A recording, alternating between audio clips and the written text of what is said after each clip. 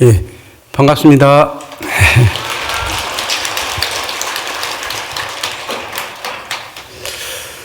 날씨가 좀 춥죠? 약간 쌀쌀해진 것 같아요. 1년에, 이쪽이, 경상도 쪽에 좀, 저쪽, 제가 지금 있는 곳이 송광사를 간 다음에 한두 번은 올 법도 한데, 지금 잘 일이 없어서 그런지 안 와지더라고요. 이렇게 또 1년 만에 왔네요. 조금 이렇게 또 부처님도 또 만나게 돼서 이게 반갑고 기쁩니다. 오늘 저 같이 살펴볼 내용은요, 지금 본 곳이 어디냐면 그 정행품, 그 다음에 현수품이거든요. 이제 지금 막 화엄살림법회 지금 시작하는데 초반이기 때문에 보면 사실은 이 정행품하고 앞에 보셨던 보살 문명품, 그 다음에 정행품, 그리고 현수 보살품, 현수품하고 이 세 것은 우리가 일상적으로 신행생활하는데 꼭 필요한 믿음에 대한 얘기에 대한 것이거든요. 불교에서도 믿음을 되게 강조하죠. 믿음이라는 게 뭔가 부처님 말씀하시기로 무조건적인 믿음, 그러니까 따지지 않고 믿는 믿음과 또 그렇지 않고 이렇게 이것저것 따져봐가지고 논리적으로 다 분석해 본 다음에 생겨나는 믿음, 이런 믿음 두 가지를 대부분 얘기를 하는데, 불교는 그 중에 어떤 믿음인가? 이렇게 얘기했을 때, 불교 부처님 분명히 후반에 얘기했던 믿음이거든요. 그냥 부처님이라고 그래서 부처님이 말했다고 그래서 내가 좋아하는, 내가 존경하는 분, 내가 나의 스승이 말했다고 해가지고 무조건 있는 그대로, 무조건 받아들이지 마라. 이게 부처님 말씀이시거든요. 다 따져봐서 내 거를 만들어서 그게 믿음이, 이렇게 해서 키워가는 게 믿음이라고 얘기를 합니다. 그래서 사실은 이 화엄경에서도 바로 이 믿음에 대한 얘기들을 하는데, 이 믿음은 처음 출발해서부터 완성이 될 때까지, 깨달음이 완성이 될 때까지 꼭 바탕이 되는 것이고, 기반이 되는 것이기 때문에 되게 중요하거든요. 지난 시간에 아마 그 보살 문명품까지 해서는 뭐에 대한 얘기냐면 믿음에 대한 얘기들을 했을 거예요. 왜냐하면 중생들이 가지고 있는 의심에 대한 얘기들을 하셨을 거거든요. 그 보면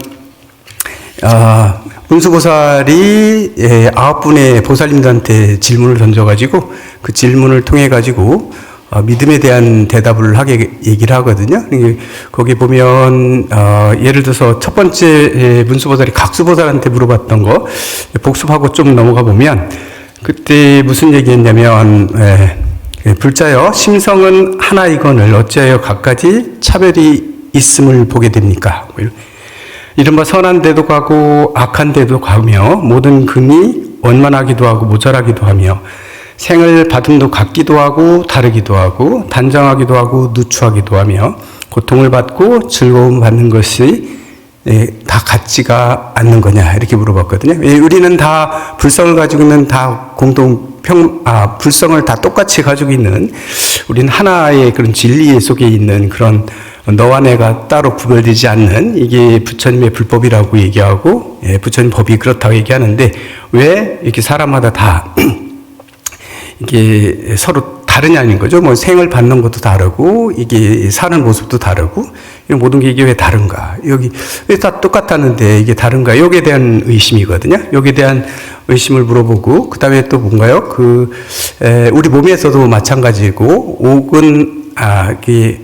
온이 내 몸이 하는 걸 내 마음이 모르고, 그 다음에 내 업장의 과보들 서로 이게 다 모른다는 거죠. 이제 그런 것들을 질문했을 때, 부처님께서는 다 공하고 실체가 없기 때문에 그렇다고 대답하셨을 거예요. 비유로서 얘기하기를 물이 한 곳으로 흘러가고 있지만 물끼리는 물의 분자들끼리 서로 알지 못하듯이 이게 다 같이 흘러가고 있지만 다 다른 업을 가지고 있기 때문에 모른다. 이렇게 얘기를 했죠. 그렇게 말씀하셨는데요.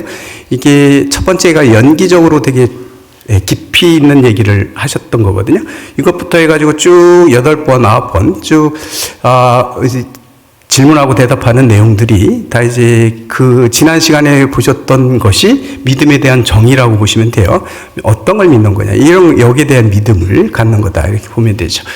그래서 불교는 믿음이라고 하면 그냥 무조건 믿는 건 아니에요. 그래서 어디에 티벳에 가보시면 달라이라마 존자, 티벳은 스님들끼리 되게 이렇게 논쟁하는 걸 많이 보셨을 거예요. 이게 논쟁을 되게 많이 하죠. 이런 것들이 뭐냐면 이 논쟁을 통해서 믿음이 깊어진다고 얘기합니다. 왜냐하면 이렇게 논쟁을 통해 가지고 내가 잘못 알고 있는 것들, 이런 걸 떨쳐져 나가고 새로운 것들, 그리고 이제 부처님의 말씀인 대로 이 세계를 바라보고 나를 바라보고 관찰해보고 이런 것들이 깊어지면 깊어질수록 믿음은 더 공고해지는 거죠. 그래서 이 믿음이 완성이 됐다고 우리가 얘기한다면 이거는 깨달은 자, 부처가 됐을 때 믿음도 같이 완성이 된다라고 할 수 있는데, 고척은 이런 믿음에 대한 것들에 대한 내용을 지난 시간에 말씀을 하셨어요. 근데 이번 시간에 정행품인데요. 바르게 수행하는 그런 품, 바르게 행동하는, 그리고 바르게 실천하는 그런 내용을 가지고 있는 게 정행품이거든요. 오늘 정행품 같이 알아보시게 되는데, 이 정행품은 그럼 뭐냐? 지난 시간에 그 진리에 대한 의심에 대한 이런 내용들이 이런 걸 믿어야 된다 그래가지고 쭉 다 말씀하셨단 말이죠. 그러면 이거 알고 그냥 말면 이게 이제 실천이 따르지 않으면 이 믿음이 완성이 되지가 않죠. 이게 항상 불교는 그렇죠. 실천이 되게 중요합니다. 그걸 생활에서 어떻게 이거를 활용하느냐, 어떻게 실천하느냐 되게 중요한 거죠. 이게 바로 정행품인데요. 여기에 대해서는 누가 얘기해? 지수보살이 문수보살한테 질문을 하는 거거든요. 이런 것들에 대해서 물어봤을 때 이제 문수보살님이 여기에 대해서 대답해 주는 건데요. 보면 한번 같이 잠깐만 앞에 부분 볼게요. 뭘 얘기했냐면, 처음에 지수보살이 문수사리에게 묻습니다. 정행품에서. 불자시여, 보살이 어떻게 허물이 없는 몸과 말과 뜻의 업을 얻으며, 어떻게 해롭지 않은 몸과 말과 뜻의 업을 얻으며, 쭉 이런 얘기, 질문이 되게 많거든요. 어떻게 하면 신구의 삼업을 처음에 얘기했어요. 신구의 삼업이 맑아져야 되는데, 이 신구의 삼업에 의해 가지고 우리는 수행을 하는 거고, 신구의 삼업이 수행을 방해하기도 하고, 어쩌면 수행을 이룩하는 데는 신구의 삼업이 되게 중요하잖아요. 이걸 어떻게 하면 청정에 밝힐 수 있는지, 어떻게 하면 우리 몸을 해롭게 하는 신구의 삼업을 만들지 않는지, 어떻게 하면 이런 내용들을 쭉 질문하시는 거거든요. 질문이 되게 길어요. 그래가지고 쭉 다 얘기합니다. 이런 질문들을 되게 많이 하거든요. 이랬을 때 부처님 아니에요. 문수사리 보살이 대답하기를 뭐라고 하냐면요. 제일 먼저 되게 중요한 게 그거죠. 이렇게 해서 불자여, 만일 보살이 마음을 잘 쓰면 있습니다. 마음을 잘 쓰면 온갖 승하고 묘한 공덕을 얻어서 모든 부처님의 법에 마음이 걸리지 않으며 과거 미래 현재의 여러 부처님의 도에 머물며 중생을 따라 머물러 항상 여의지 아니하며 모든 법의 모양과 같이 다 통달하며 온갖 나쁜 것을 끊고 모든 선한 것을 구족하며 당연히 부연과 같이 색상이 제일이며 온갖 행과 소원을 모두 구족하며 일체법에 자제하지 못함이 없어서 중생의 제2도사가 된다. 중생이 제2도사라는 건 부처님이 1도사고 다시 제2의 부처가 될 수 있다. 이렇게 얘기하는 거거든요. 뭐냐면 첫 번째 제일 중요한 얘기를 했어요. 마음을 잘 쓰면이라고 했거든요. 마음을 잘 쓰면 이게 수행이다 이랬어요. 이게 앞에서 얘기했던 믿음을 완성시키는데 제일 중요한 게 뭐냐면 마음을 잘 쓰면 이렇게 됐다. 그럼 마음 잘 쓰는 게 뭐냐에 대한 내용들이 뒤에 나오겠죠? 마음을 잘 쓰는 거. 요거에 대한 내용도 알 건데요. 여기서 마음이라고 얘기했을 때 우리는 대부분 보면 화엄경에서 우리 마음이라고 얘기할 때 뭐죠? 일체심조 할 때도 이 마음 많이 쓰거든요. 그리고 선사들이 얘기할 때도 한마음이라는 얘기 되게 많아요. 참마음이라는 얘기 많이 하죠. 이런 얘기 하는데 사실은 저희가 일상생활에서 느끼고 판단하고 하는 이 마음은 진짜 마음이라고는 얘기 안 하죠. 이것도 뭐 그 마음을 떠나서 따로 존재하고 있는 건 아닌데 대부분 보면 앞에 일시적인 나라고 얘기하거든요. 이렇게 얘기를 하는데 이거는 일시적으로 연기적으로 존재하고 있는 나예요. 세월이 바뀌면 이 마음은 계속 바뀌거든요. 지금 이 순간 내가 뭘 좋아한다 하더라도 내일 돼가지고 내가 다른 걸 좋아할 수도 있고 오늘 좋아했던 걸 싫어할 수도 있어요. 그래서 이거는 그 자기의 업에 의해서 만들어진 마음이기 때문에 이 마음을 참마음이라고 얘기하진 않아요. 그렇다고 해서 이게 가짜다 이런 개념으로 쓰는 건 아니고요. 연기적으로 존재하고 있는 마음이에요. 하지만 이 마음도 진정한 참마음에서 벗어나는 건 아니거든요. 이 참마음짜리를 얘기해서 그 마음을 잘 써야 되는데 그 마음을 잘 따라야 되고 그런데 그럼 과연 그것이 무엇인가 여기에 대한 내용들이 오늘 저희가 같이 살펴볼 내용들이다 이렇게 보시면 되겠습니다. 보면 여기 그렇게 어렵진 않은 게 오늘 아마 정행품하고 현수품은 내용이 그렇게 어렵진 않아요. 어렵지 않고 좀 우리가 다 이해할 수 있는 이런 내용들이다. 뭐 이렇게 볼 수 있는데요. 그래서 오히려 이거는 계속 읽으시고 보시고 하면 신심이 나실 수도 있는데요. 어쩌면 나중에 그렇게 한번 보시도록 하고요.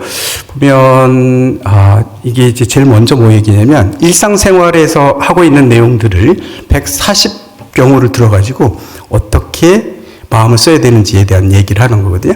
이 세상의 모든 대상들을 우리가 보면서 사는데, 내가 오늘 이 순간에도 앞에 자연 환경도 볼 수 있고, 아니면 옆에 도반하고도 옆에 사람도 볼 수 있고, 아니면 이런 여러 가지를 볼 수 있는, 그리고 추운 날 될 수도 있고, 배고플 수도 있고, 배가 부를 수도 있고, 맛있는 음식을 먹을 수도 있고, 이런 모든 일상적인 생활들이 되게 많잖아요. 이럴 때, 이런 걸 봤을 때 어떤 생각을 해야 되는지에 대해서 구체적으로 얘기하시고 계시거든요. 그래서 되게 원래는 마음을 청정하게 만드는 깨우침을 우리가 추구하는 거기 때문에 되게 복잡하고 어려운 것 같지만 그렇지 않고 아주 일상생활에서부터 지금 먼저 말씀하시는데요. 이 얘기를 합니다. 만약에 보살이 집에 있을 때에는, 집이라는 건 가정생활할 때 얘기하는 거예요. 그러니까 우리가 일상생활하고 있는 출가하기 전에, 출가하지 않으신 분들, 재가 생활을 하고 있는 분들이 집에 있을 때에 이렇게 얘기합니다. 집에 있을 때에는, 그러죠. 마땅히 항상 원하기를, 모든 중생이 집의 성품이 공함을 알고 그 핍박을 면하여지이다. 이랬습니다. 이건 뭐냐면, 내가 머물고 있는 집에 대해서 우리는 집착을 하게 되죠. 여기 안에 있는 시설이라든가 구조라든가 이런 것들이요. 하지만 그건 언제든지 바뀔 수 있고 바꿀 수 있어요. 집에 가면 또 다르게 될 수도 있고 이런데, 요걸 내 집이라고 생각하고 내가 하다 보면 여기에 대한 집착들이 생기죠. 못마땅한 것도 있을 수 있고요. 아니면, 요건 제 마음에 들어서 요건 꼭 할 수도 있고, 자기 집에 대해서 이런 마음들이 생길 거예요. 이런 것들이 있는데요.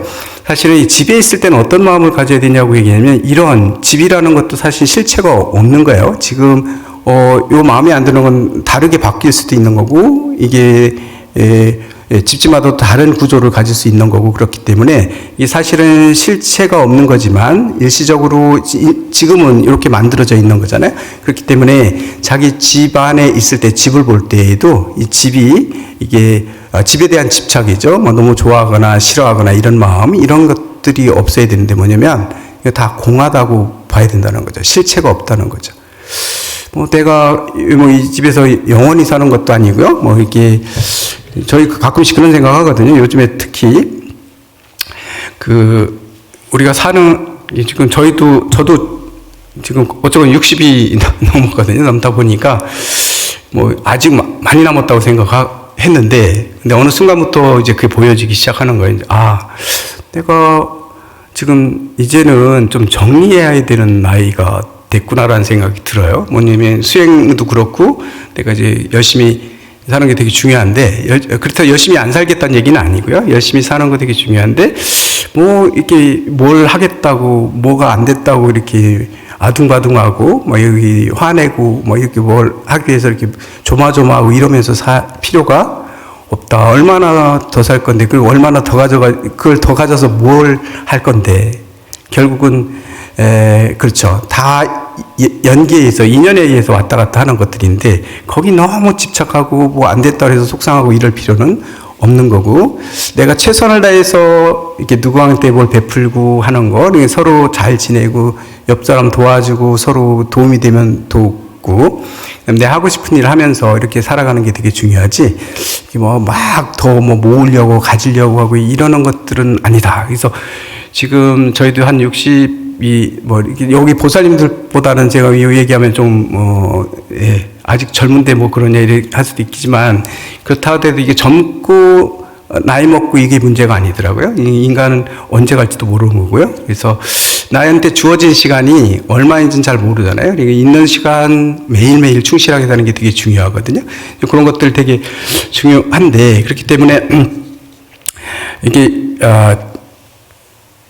그런 것 되게 집에 있을 때 바로 이런 얘기 했고요. 그 다음에 이게 잠깐만요. 그 다음에 지금 그 다음에 두 번째 구절이 뭐가 있냐면요, 이런 얘기를 하고 있어요. 부모를 효성으로 섬길 때에는, 그죠? 부모님 모시고 살 경우, 부모님을 모시고 있을 때에는, 이런 얘기죠. 마땅히 원하기를 중생이 부처님을 잘 섬겨서 온갖 것을 보호하고 봉양하여지이다. 이렇게.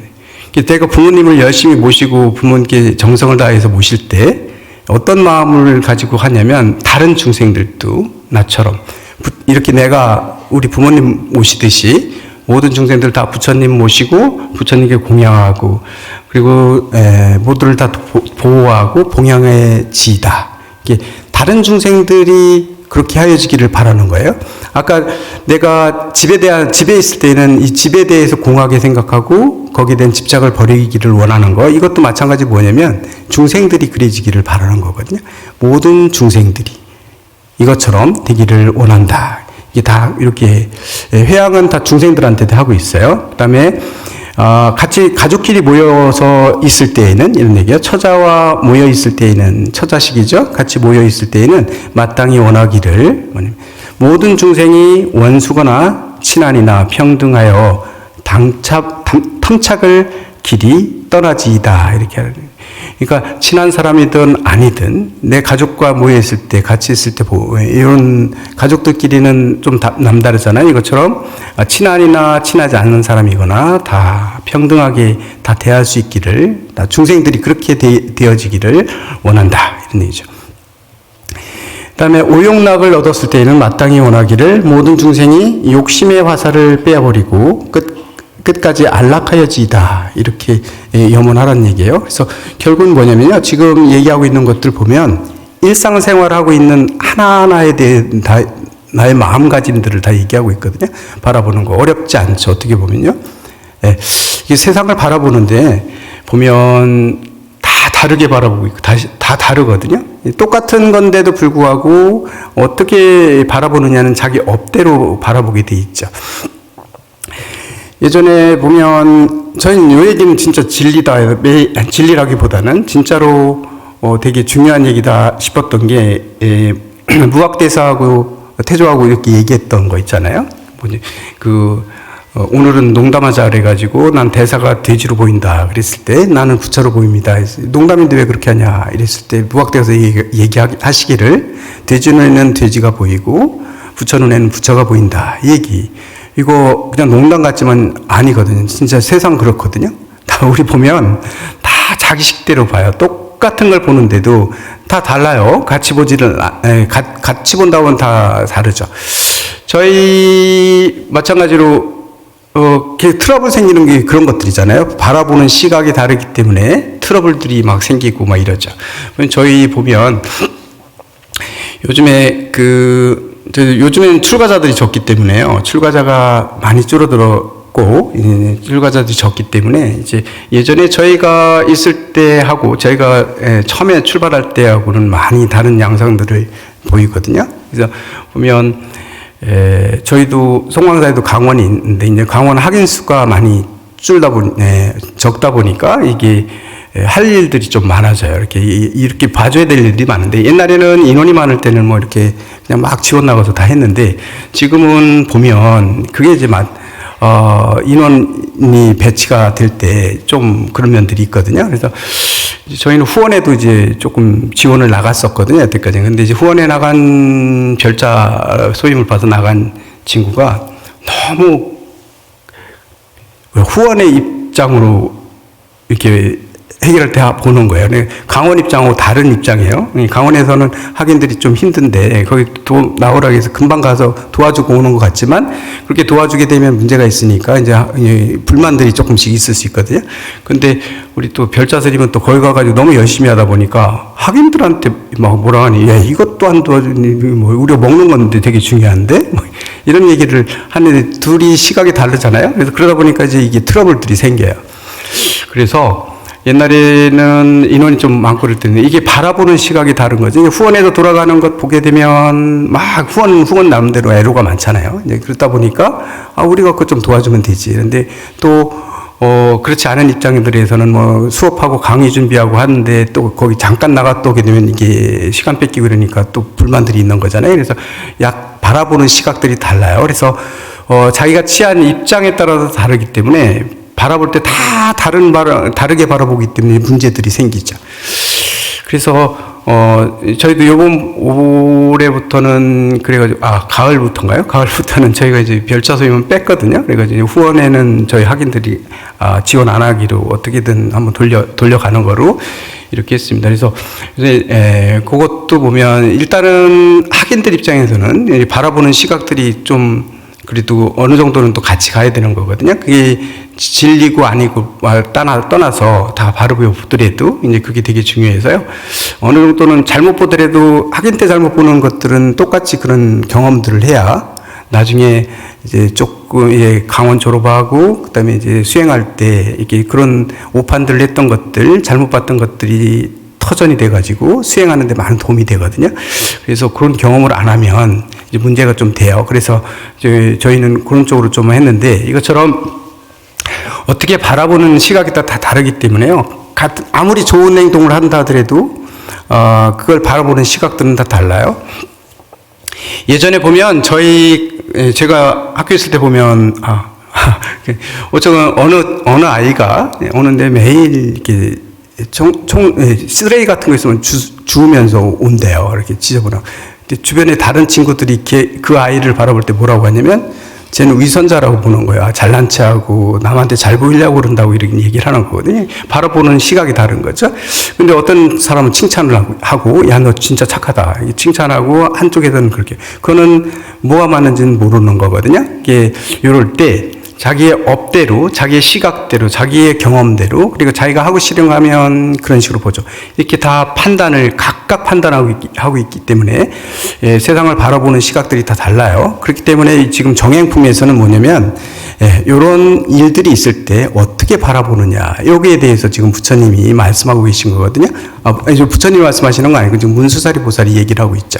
그러니까 이런 데 있을 때 부모님을 모실 때는, 공양할 때는 다 거기서 원을 세우는데 뭐냐면 이 다른 중생들이 전부 다 부처님 공양하기를 이렇게 내가 부모님 섬기듯이 다 그렇게 하여지다, 이런 마음을, 그런 것들을 가지다, 뭐 이렇게 지금 얘기하고 있는 거죠. 놀이에 빠져 있을 때도 마찬가지고요. 뭐 그렇습니다. 그 다음에 여기 또 하나 보면 누각에 오를 때, 누각에 올라갈 수도 있잖아요. 오를 때는 마땅히 원하기를 모든 중생이 법의 누각에 올라가서 온갖 것을 철저하게 보여지이다, 이렇게 마음을 먹는 게 되게 중요하다, 뭐 이런 얘기들 하고 있어요. 그 다음에는 출가했을 때의 얘기들도 하거든요. 출가했을 때 보게 되면 요거는 저희하고 상관없다 하더라도 조금 보면 출가할 때 하나만 한번 볼게요. 뭐냐면 세속의 옷을 벗을 때에는 마땅히 원하기를 모든 중생이 선근을 부지런히 닦아서 모든 죄의 멍에를 버려지이다. 죄에서 다 벗어나기를. 스님 돼가지고 섬 삭발할 때, 또 목욕할 때, 옷을 갈아입을 때, 이럴 때도 다 그런 마음들을 가지는, 다른 중생들이 이걸 통해서 이렇게 하여지이다, 이렇게 다 마음을 가지라, 뭐 이런 얘기를 하고 있는 거예요. 그 다음에 이게 140가지나 되기 때문에요. 이런 것들 쭉 나가는데요. 그 다음에는 그 일상생활에서 우리가 하는 얘기, 그 다음에 출가할 때 마음 먹는 거, 그 다음에는 삼기, 부처님을 바라볼 때 우리가 삼기 하잖아요. 삼기 할 때는 어떤 마음으로 해야 되는가, 여기 그거 한번 볼게요. 스스로 부처님께 귀의할 때는, 이게 삼기예요. 부처님께 귀의할 때는, 부처님께 절하고 귀의할 때는 마땅히 원하기를, 뭘 원해야 되냐면 모든 중생이 부처님 종성을 이으려고 의 없는 뜻을 내어지이다. 보리심을 다 발해지기를 부처님을 바라보면서 절할 때는 그런 마음으로 부처님을 바라봐야 되고, 그 다음에 스스로 법에 귀의할 때는, 우리가 가르침에 귀의할 때는 마땅히 원하기를 어떤 마음을 가져야 되면 모든 중생이 경장의 법을 깊이 들어가 지혜가 바다와 같아지이다. 부처님 가르침을 다 알아가지고 그 지혜가 바다처럼 넓어지라. 이런 원을 가지라. 스스로 승보에 귀의할 때는 마땅히 원하기를 모든 중생이 대중을 통솔하고 다스리어 온갖 것에 장애 없어지이다. 이런 마음을 가지라. 이런 얘기를 하고 있습니다. 그 다음에 계율을 받아 배울 때에는 마땅히 원하기를 모든 중생이 계행을 잘 배워서 나쁜 일을 짓지 말아지이다. 뭐 이런 마음들 이렇게 하라. 뭐 이런 얘기 돼 있죠. 쭉 돼 있죠. 그 다음에 보면 이게 많기 때문에 그렇습니다. 그 다음에 보면 5개를 받을 때에도 하나하나 다 그런 마음들을 어떤 마음을 가져야 되는지에 대해서 얘기하고 있거든요. 5개. 그 다음에 뭐 10종계라든가 9족계 받을 때에도 서원을 해야 되는 내용들. 이런 것들 다 얘기하고 있습니다. 결국은 뭐냐. 정행품에서 얘기하고 있는 건 이 세상에서 내가 경험하는 모든 일들을 다 나열하면서 항상 볼 때마다 누구를 먼저 생각하냐면 중생을 다 생각합니다. 중생들이 어떻게 되어지이다. 이걸 통해서 어떻게 되어지이다. 이런 마음들을 가지라. 이런 얘기를 지금 하고 있는 거죠. 이렇게 했습니다. 그 다음에 우리가 저기 한번 볼게요.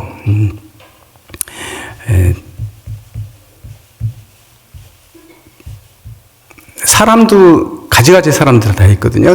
가끔은 마음에 드는 사람도 있을 거고 아니면 마음에 들지 않는 사람도 있을 거예요. 마음에 들거나 마음에 안 들거나 이런 사람들도 있게 돼 있는데 그런 사람들 한번 볼 때는 어떻게 되느냐. 예를 들어서 뭐 그런 얘기들 하는데 여기를 한번 볼게요.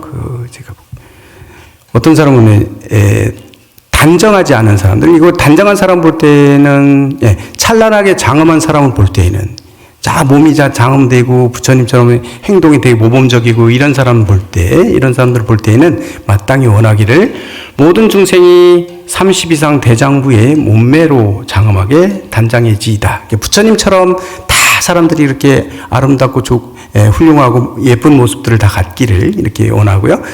단정하지 않은 사람을 볼 때에는, 단정한 사람을 볼 때는 그런 마음을 내고, 거꾸로 단정하지 않은 사람을 볼 때도 있잖아요. 이럴 때는 뭐 어떤 마음을 가지냐면, 마땅히 원하기를 중생이 여러 가지 장식을 버리고 두타행을 행하여지다. 장식, 이렇게 거칠게 이런 것들은 다 버려버리고, 단정하지 않은 사람들, 단장하지 않은 사람들을 바라볼 때는 그런 마음을 가지라는 얘기죠. 중생들이, 저 사람 단촐하게 저렇게 지내는 것처럼 모두가 다 가지가지 장식, 거칠게 이런 것들 다 버려버리고 두타행을 갖추어지이다. 검소한 생활을 할 수 있어지이다. 이런 마음을 가지라는 얘기고요. 그 다음에 즐거움에 애착한 사람을 볼 때는 즐거움에 침착해가지고 막 뭔가를 좋아하는데 막 쫓아다니는 사람이 있을 거 아니에요? 이런 사람 볼 때는 어떻게 해야 되냐면 마땅히 원하기를 모든 중생이 법을 스스로 즐겨하여 환희하고 사랑하여 버리지 말아지이다. 부처님 법, 진리를 그렇게 사랑해서 버리지 말아지기를 이렇게 마음을 갖는 거죠. 자기 애착을 너무 추구한다 해가지고 막 미워하고 이런 생각을 하지 마. 이렇게 손가락질하는 게 아니라 그런 사람 볼 때는 이런 마음을 가지라. 모든 것들에 대해서 이렇게 생각하는 거죠. 그 다음에 즐거움이 전혀 없는 사람을 볼 때에는 즐거워하지 않고 뼈로통하게 있고 좀 그렇게 있는 사람들, 이런 사람 전혀 즐거움에 집착하지 않는 사람들, 이런 사람 볼 때는 마땅히 원하기를 모든 중생이 함이 없는 일 가운데 즐겨하는 마음이 없어지다. 이런 얘기를 하나 했고요. 그 다음 활락하는 사람을 볼 때, 활락을 막 추구하는 사람들을 볼 때는 마땅히 원하기를 모든 중생이 항상 안락을 얻어서 부처님께 공양하기 좋아하여지이다. 이런 마음들을 해야 되고, 주변에 괴로운 사람을 볼 때는, 괴로워하고 있는 사람을 볼 때에는 마땅히 원하기를 모든 중생이 근본지를 얻어 모든 고통을 멸해지이다. 이런 마음을 가지라니. 괴로워하고 있는 사람들 보는데, 저 사람이, 사실 괴로움이라는 게 뭐죠? 괴로움이라는 게 당신이 원하는 게 아닌 자기 좋아하지 않는 쪽에 이런 것들이 핍박해 올 때 괴로운 거거든요. 배고픔도 그렇고 아니면 내 마음대로 안 되고 일이 잘 안 되고 내 뜻대로 안 되고 이럴 때 괴롭잖아요. 이런 거 괴로운 사람들을 볼 때 이런 게 괴로워지는 이유는 뭐냐면 내가 바라는 바가 있고 집착하는 바가 있기 때문에 그렇죠. 여기에 대해서 뭘 해야 되겠고 뭐 해야 되겠고 자기 욕망이 살아있기 때문에 그 욕망 때문에 괴로움이 만들어지는 거잖아요. 그렇기 때문에 뭔가에 괴로워하고 있는 사람들을 볼 때에는 그 사람들이 괴로워하는 건 욕망 때문에 그래요. 그렇기 때문에 저 사람뿐만 아니라 모든 중생들이 전부 다 근본질을 깨달아서, 근본질은 부처님의 원래 그 진리예요. 이거를 깨달아서 그걸 얻어가지고 모든 고통 멸해지이다, 마음에서 해방되지기를 이렇게 원해지는 거죠. 그 다음에 그 다음 이어지는 문장을 보면 무병한 사람을 볼 때에는, 무병한 병이 없는 사람이에요. 병이 없는 사람을 볼 때에는 마땅히 원하기를 모든 중생이 진실한 지혜에 들어가 병과 시끄러움이 영원히 없어지이다. 병 없는 사람처럼 우리의 번뇌도 다 없어져서 지혜에 다 익숙해져 가지고 병과 시끄러움 이런 것들이 없어지다, 이렇게 원하라는 얘기고요. 반대로 병난 사람을 볼 때에는, 그럼 병 들어있는 사람을 볼 때는 어떻게 하냐. 마땅히 원하기를 모든 중생이 이 몸이 공적함을 알고, 어기거나 다투는 법을 여여지었다. 이 몸이 공적함을 알라. 뭐 이런 얘기도 있죠. 여기 나오니까 병난 사람 얘기 나오니까 그런 거 있어요. 부처님께서도 예전에 보면 병이 나셨죠? 부처님 일대기를 보시게 되면 부처님 병이 나세요. 병 나시고 그리고 다치시기도 하잖아요. 제받았다가 부처님을 해하기 위해서 바위를 굴렸을 때요. 이 바위를 굴렸을 때 다 실패하게 되는데, 바위를 굴렸을 때 막 내려오는데 밑에 다른 돌들이 튀쳐나와가지고 그 바위를 막아서 부처님 위험으로부터 위험에서부터 벗어나시게 하셨는데, 그때 파편들이 튀어서 부처님 발을 다치셨거든요. 발을 다치셨기 때문에 부처님 발을 다치 치료를 해드려야 돼요. 그래서 의사가 이제 부처님 발을 치료를 해드려야 되는데, 그때 부처님께 여쭤보거든요. 그 의사가 그런 얘기 물어보죠. 왜냐면 이 부처님은 진짜로 이게 치료할 때 아프실까? 아픈 걸 전혀 모르실까? 이런 느낌이 든 거죠. 그래서 부처님께 그렇게 얘기합니다. 부처님도 아프신가요? 이렇게 물어보거든요. 부처님 뭐라고 대답하셨어요? 나도 아프다고 얘기합니다. 나도 아프다. 아픈데 대신 그 아픔 때문에 두 번째, 세 번째 번뇌가 일어나지 않는다. 이게 원망이 일어난다거나 누구야 뭐 이런 생각한다거나 이거 아픈 거에 대해서 막 짜증이 난다거나 이런 생각이 전혀 안 들고 그냥 아픈 대로 느끼기는 한다는 거예요. 아픔을 그대로 받아들이지만, 아픔은 부처님도 느끼지만, 그렇다고 그래가지고 이게 거기에서 더 이상 뭐 다른 생각이 일어나지 않는다, 번뇌가 일어나지 않느니라, 이렇게 얘기를 해요. 그러니까 부처님 치료해 드릴 때 아픈 표정 안 짓는다 그래서 부처님 안 아픈가? 이건 아니고 아프긴 아프시다는 얘기죠. 여기 보면 병난 사람 볼 때 바로 그거죠. 마땅히 중생들도 이 몸이 공적하다는 거예요. 이 몸이 사실은 이게 영원한 것도 아니고 계속 바뀌고 있는 거, 변하고 있는 거거든요. 병이 났으면요, 그 병이 언젠간 영원한 게 아니라 결국 나아지거나 아니면 또 조복이 되는 날 수 있는 거고, 그렇죠? 병이 나면 또 병이 낫게 되고, 또 병이 날 수도 있고, 건강한 몸이면 다시 병이 날 수도 있고, 이것처럼 이 몸도 이게 일정에 뭐가 고정되어 있는 게 아니고, 아프면 영원히 아프고 이런 건 아니잖아요. 계속 바뀌고 변화되고 있는 거죠. 이게 공적하다고 보는 게 바로 그거죠. 이 몸이 아픈 건 지금 연기에 의해 가지고 뭐에 다쳐서 뭐가 이게 트러블이 생겨가지고 아픈 거지만, 이게 시간이 지나고 그럼 또 환경이 달라지고 그러면 또 나아지는 거잖아요. 안 아프게 되는 거잖아요. 근데 이제 그거를 이게 영원히 아프다고 생각하면 계속 화내고 짜증나고 그래 우울해지고 이럴 거잖아요. 그래서 그런 생각을 갖지 않는다는 거죠. 부처님은 그런 걸 갖지 않는다, 이런 얘기 할 수 있죠. 사람마다 맛있는 거는 좀 다 다를 수 있어요. 맛있는 게 다 다른데, 그런데 거의 비슷하잖아요. 우리 한국인들의 입맛에는 거의 그 입맛 이런 건 거의 비슷하다고 볼 수 있는데, 옛날에 저희가 처음 출가했을 때 얼마 안 됐을 때요. 선방 다니면서 선방을 다닐 때, 근데 그때 저희 도반 스님하고 막 도반 스님이 그런 얘기를 했던 기억이 나거든요. 뭐냐면 어른 스님들은 안 맛있는 거 드려도 말없이 잘 드시고 이게 뭐 이렇지 않으시니까 이미 도인들이라서 맛은 초월해, 맛에 대해서는 이제 집착하는 마음이 없어진 분들이니까 뭐예요? 맛없는 거 드리고, 우리는 아직 입맛이 살아있고, 이거 맛있는 거 너무 민감하니까 우리가 맛있는 거 먹어야 된다. 이런 얘기. 뭐 그런 얘기를 해서 어른들한테 그런 거 갖다 드리고 막 이렇게, 그건 아닌 것 같은데, 어른들이 얘기를 안 하죠? 어른 스님들이, 야, 맛없는 거 나한테 갖고 와서 화내거나 이러지 않으시니까, 그렇게 안 하면 우리 밑에서는 보면, 어른들이 저런 거 좋아하시나 봐, 별로 안 좋아하시나 봐, 이러잖아요. 이제 그런 게 이제 오해죠. 보면 어른들 절대로 얘기 안 하죠. 맛있는 건 다 맛있는 건 다 안다. 그런데 이제 그런 것들도 아주 어렸을 때 얘기들인데요. 보면 부처님도 보면 아프지 않을까? 부처님도 표정 안 바뀐다 그래서 안 아픈 게 아니란 얘기예요. 어른들도 아픈 건 아픈 겁니다. 이게 병 나고 이러면 아픈 건 아픈 거고 그런 건데, 이제 그런 걸 우리가 가끔 착각할 때가 있어요. 어쨌건 다 해지기를 바라고, 그 다음에 누추한 사람을 볼 때에는, 지나가는데 아주 누추해 보이는 사람을 볼 때에도 뭐 이제 더럽다 이런 생각하는 게 아니고, 당연히 믿음을 실천에 옮기는 사람들은 어떤 생각을 해야 되냐면 그런 얘기죠. 누추한 사람을 볼 때에는 마땅히 원하기를, 모든 중생이 착하지 못한 일에는 즐거움을 내지 말지어다. 좋은 선근을 그런 것들을 닦지 않는데, 착하지 못한 일, 그게 불선이죠. 안 좋은 일들을 하는데 즐거워하지 않기를 바란다. 이게 좀 누추하고 이런 사람들 볼 때는 그런 생각을 가지라는 거죠. 그다음에 은혜를 갚는 사람을 볼 때에는 마땅히 원하기를, 모든 중생이 부처님과 보살에게 은덕 갚은 줄을 알지어다.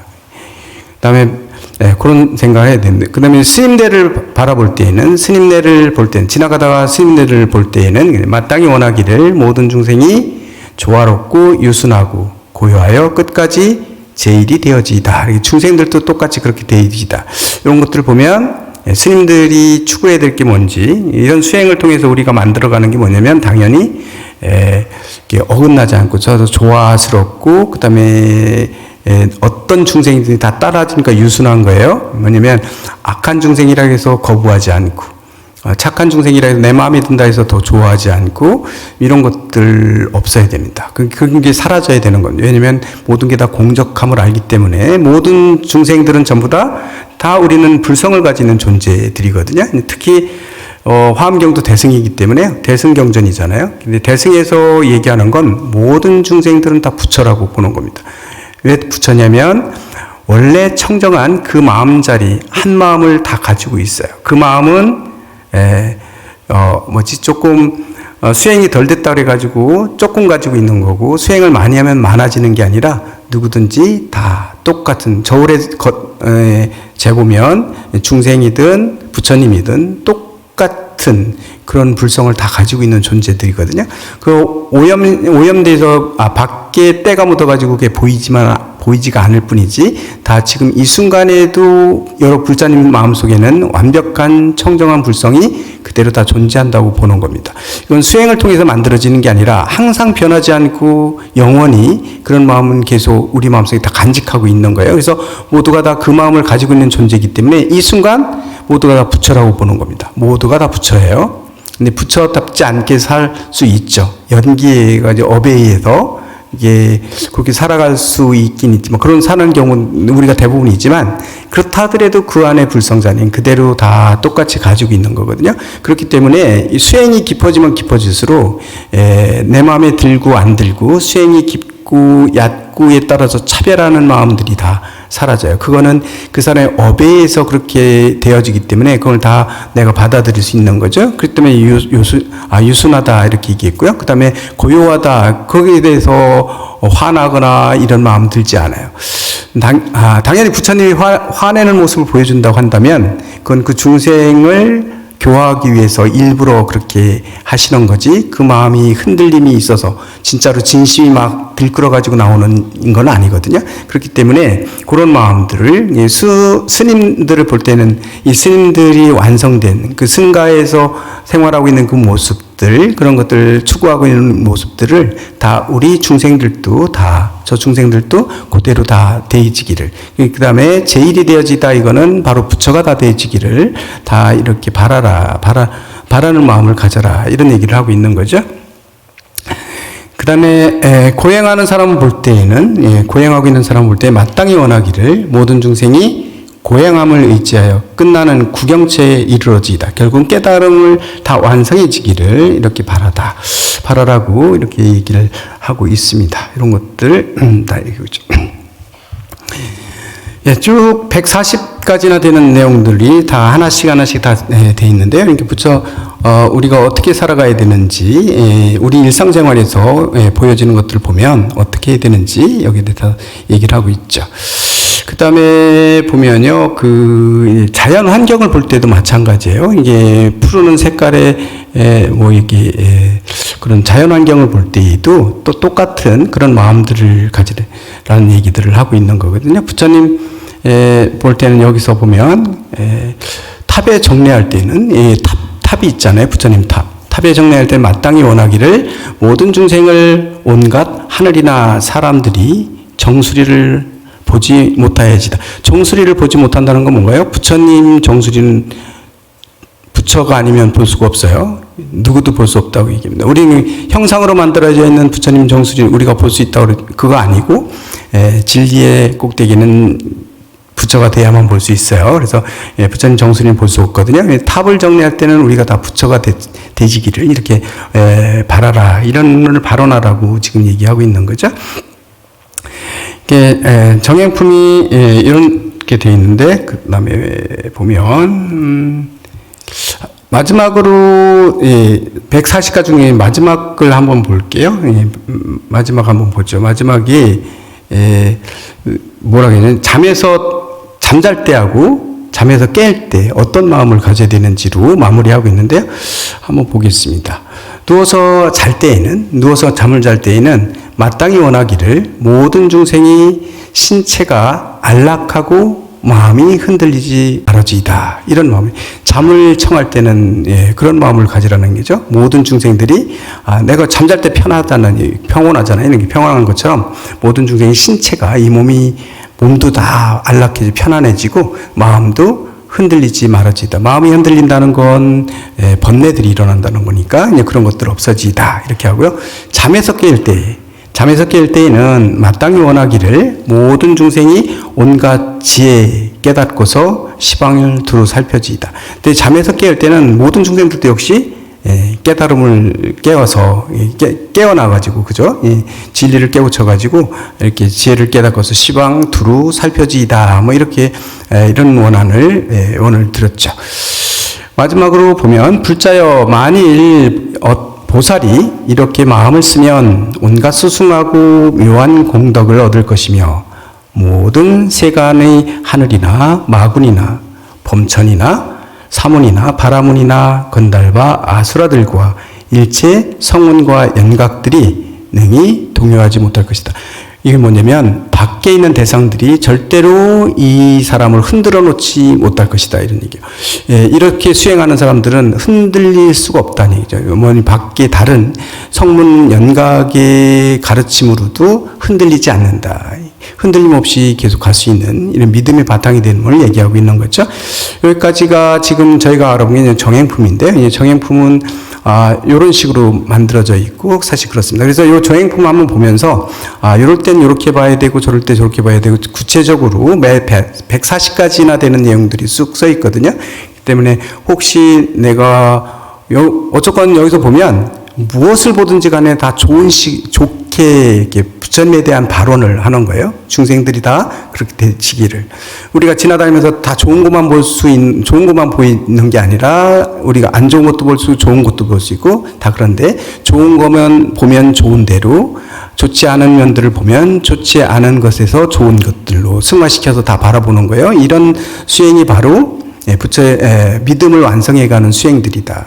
이런 얘기예요. 요런 행동 태도가 바로 앞에 보살 문명품에서 얘기한 그런 믿음들, 부처님에 대한 믿음, 이런 것들을 완성시켜 나가는 수행법들이다. 그런데 일상생활 모든 보는 것들에 대해서 모든 걸 보면서 다 발언하고 있는 거죠. 모든 걸 내 눈에 보이는 것마다 거기서 좋은 뜻으로 부처님과 같이 얘기 이런 것들 다 발언하고 있고 모든 중생들이 다 이렇게 되기를 발언하는 거. 요게 요런 식으로 수행을 하게 되면 결국은 그 누구도 건드리지 못하고 흔들 수 없는 그런 존재가 된다. 이렇게 얘기했고요. 그 다음에 나온 게 그 다음에 이제 현수품이에요. 현수보살한테 문수보살이 앞에 나왔던 보살님 중에서 현수보살한테 묻는 거거든요. 뭐에 대해서 묻냐면,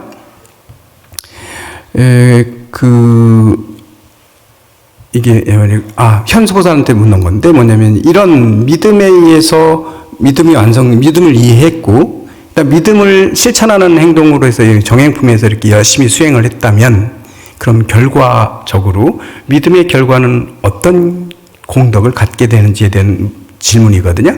그래서 결국은 이런 믿음에 대한 이해, 그다음 믿음에 대한 실천을 통해 가지고 이렇게 모든 것들을 바라볼 때 바르게 바라보려고 항상 이런 시각을 가지고 수행을 해가면 결국 얻어지는 공덕은 무엇인가? 이 공덕, 뭐가 완성이 되는 결과는 어떤가에 대한 내용이 현수보살품에서 얘기하고 있어요.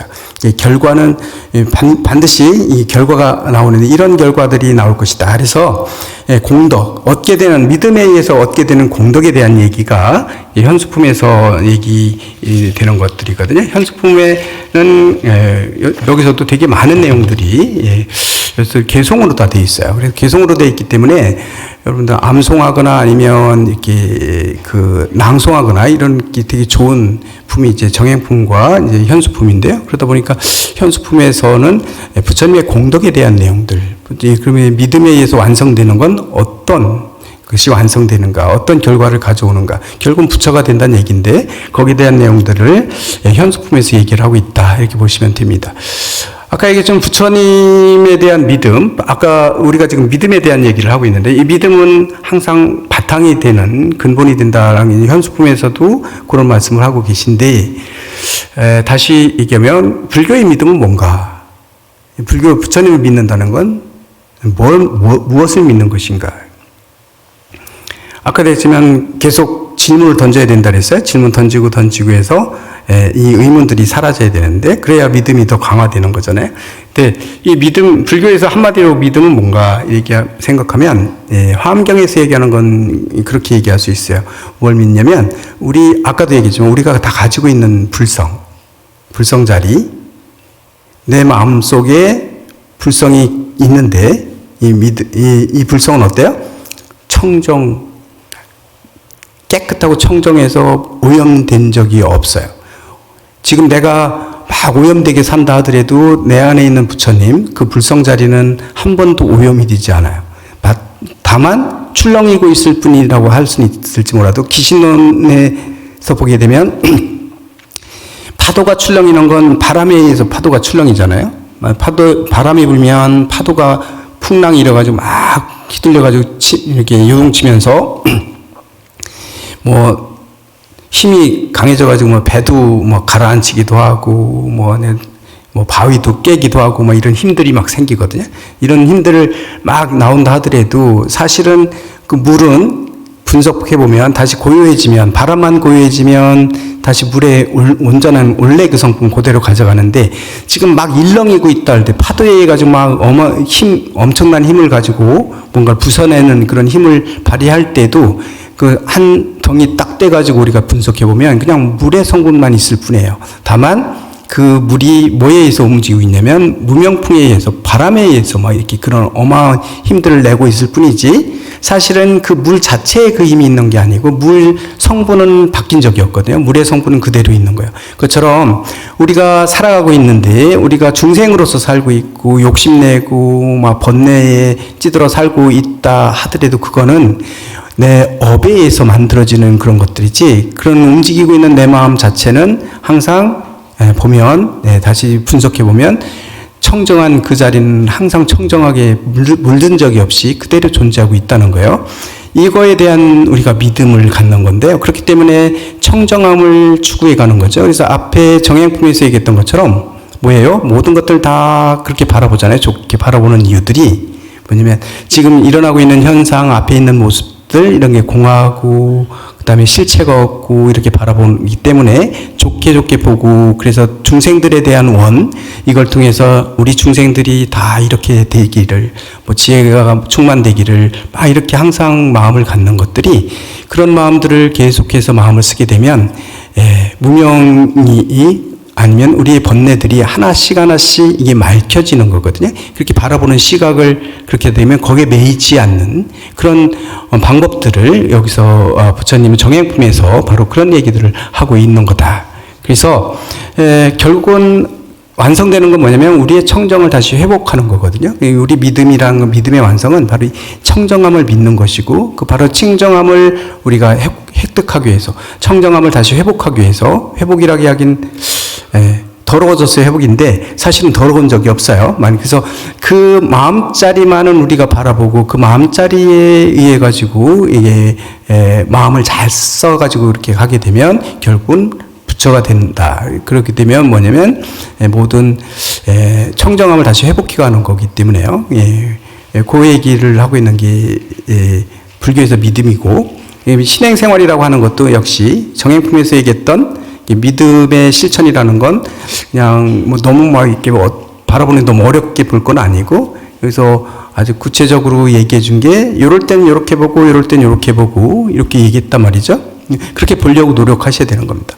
그렇게 보시고 실천에 옮기다 보면 이게 완성이 된다는 거예요. 이게 신천의 믿음을 실천하는 데 있어서 정행품에서 구체적으로 뭘 어떻게 하라고 다 얘기를 해줬잖아요. 요것들이 뭐 실체가 있는 건 아니지만 이렇게 어떻게 바라보라 라는 내용들을 다 얘기해 주신 내용들이 결국은 이게 바로 마음을 맑히는 작용들을 하는 거예요. 그래서 결국은 이런 신행생활, 이런 정행품처럼 모두를 바라보고 현상세계를 바라볼 때 이런 마음, 이런 발언, 이런 것들을 다 하루 종일 이렇게 되면 뭐죠? 아침에 일어나서 잠잘 때까지 항상 발언을 하는 거죠. 그리고 바라보는 것마다 다 이렇게 축언을 하는 거죠. 중생들이 이렇게 되어지다. 발언하면서 그렇게 하다 보면 자기도 당연히 그 다른 생각으로 쓸려가지는 않을 거란 말이죠. 이렇게 가다 보면 이것이 완성되는 결과물은 어떤 것인가? 이런 신행생활, 이해하고 실천에 옮기는 이런 믿음을 실천에 옮기는 이런 정행품처럼 이렇게 우리가 실천에 옮기다 보면 그런 결과는 어떻게 되는가? 어떤 결과를 가져서 어떤 공덕을 우리가 완성할 수 있는가? 라는 내용이 이제 현수품에서 얘기하고 있는 내용들이다. 이렇게 보시면 돼요. 그래서 현수품에서는 그 믿음의 결과로서 나온 부처님의 공덕들하고 똑같아요, 사실은요. 그래서 부처님의 공덕들이 어떤가에 대한 내용들을 아주 환희심나게 이렇게 펼쳐놓은 게 이제 현수품에서의 얘기들이거든요. 그래서 현수품은 정행품에 대해서 3배 정도는 긴 문장으로 만들어져 있고, 그런 많은 개송으로 이어져 있습니다. 보면 현수품도 그렇게 어려운 내용들은 아니에요. 어려운 내용들은 아니고, 왜냐면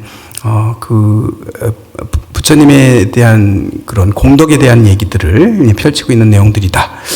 이렇게 보시면 되겠네요. 그래서 오늘은 아침 시간에는 여기에 대해서 정행품에 대한 얘기들로 주로 해서 얘기를 했고요. 그 다음에 이따 오후 시간 때는 바로 그러면 이 믿음에 의해서 결과물로 가져오는 이런 부처님의 공덕, 우리가 성취할 수 있는 공덕은 어떤 것들인가? 그리고 부처님은 도대체 어떤 공덕을 가지고 계신 분인가? 여기에 대한 믿음의 완성에 대한 믿음의 완성에 의해서 만들어지는 우리가 얻게 되는 그런 공덕들, 그런 능력들 이런 것들에 대한 내용 오후 시간에 살펴보도록 하겠습니다. 그러면 오전 시간은 여기서 끝내죠. 이상하겠습니다. 나는 영상